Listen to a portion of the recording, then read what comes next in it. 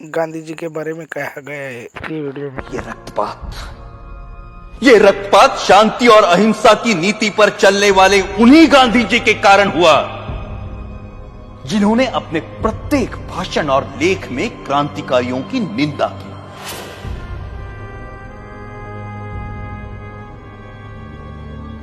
जब गांधी जी के प्रचंड विरोध के बावजूद भी मार्च 1931 के वार्षिक अधिवेशन में कांग्रेस ने भगत सिंह के साहस की प्रशंसा में प्रस्ताव पारित किया, तब गांधी जी अपनी इस पराजय को नहीं भूले और कुछ महीने भीतर जब मुंबई के गवर्नर पर गोली चली तो गांधी जी ने उसका कारण भगत सिंह की प्रशंसा में पारित इस प्रस्ताव को ही बताया।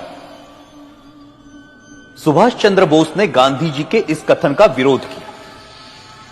परिणाम स्वरूप गांधी जी सुभाष बोस को भी अपना शत्रु समझने लगे।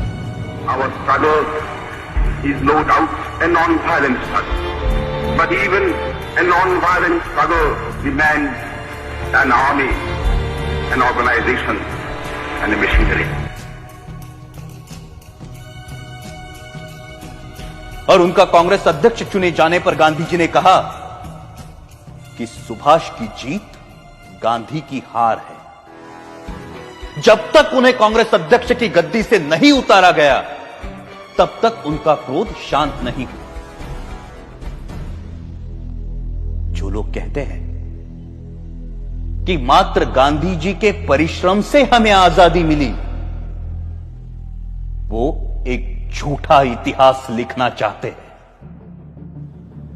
जब तक देशभक्त क्रांतिकारियों के बलिदान को अंधेरे में रखा जाएगा तब तक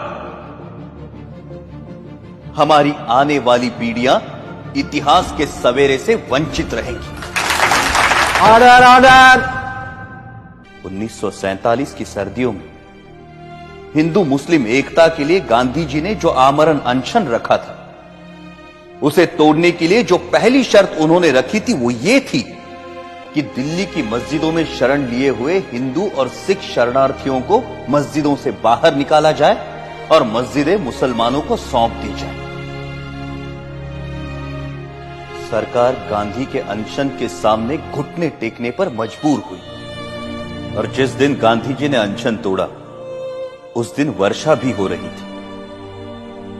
उस असाधारण सर्दी में अच्छे घरों में रहने वाले लोग भी कांप रहे थे, परंतु उन निराश्रितों के ठिठुरते हुए कुटुंब के कुटुंब मस्जिदों से बलपूर्वक बाहर निकाले गए। जिस दिन यह घटना घटी संयोगवश मैं दिल्ली में ही था।